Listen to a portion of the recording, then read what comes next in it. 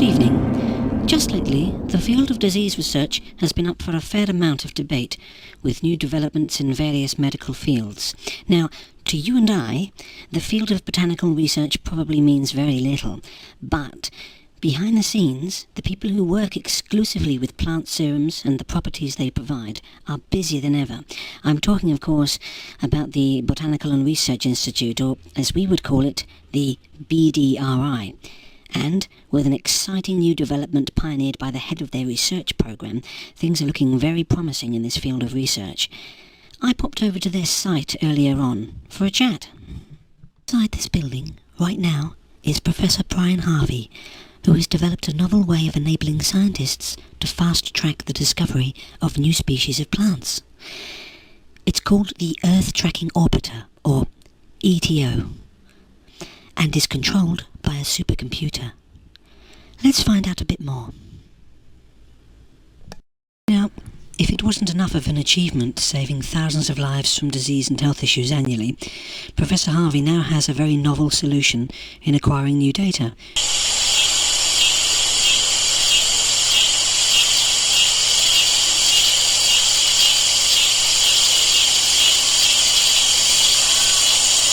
System.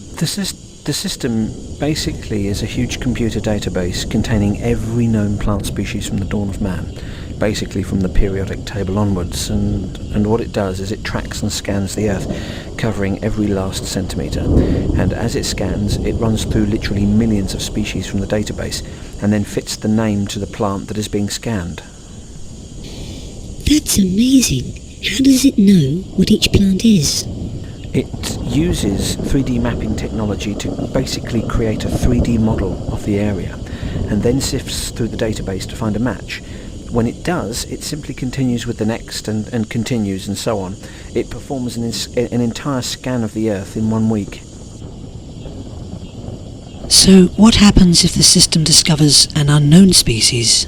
It sends an immediate report back to our base here with a 3D rendered image of the anomaly, and includes details like location, size, approximate number, and a few other little details, but sadly that hasn't happened yet.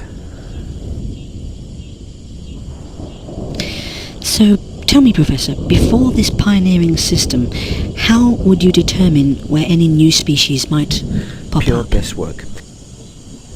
Pure guesswork. And if you're in our business, that's a no-no. Unusual species can crop up anywhere, like the volcano plant we talked about before, but given the areas needed to cultivate, it was very impractical. Now with this system in place, we can continue our work with the existing specimens and continue pretty much where we left off, except that a new species could crop up anywhere on Earth. And if it does, we'll know about it fairly soon. Is it possible that the system could make a mistake with identification of the right plants, or find an unknown species, prompting you to go to the location and then only to discover that the sun was causing an artifact on the lens or something? Could that happen, Professor? No, not really. I mean, 3D mapping is 100% accurate, and our system uses infrared beams to map each one, so sunlight, fog, cloud cover, etc. doesn't affect the lens. Our cameras are backlit at a constant output, illuminating the correct area cover anyway. You must require a phenomenal amount of speed for this system. Well, if you have an area of the Colombian rainforest with 40,000 different species of vegetation within 6 seconds, the computer works fairly hard to identify each one.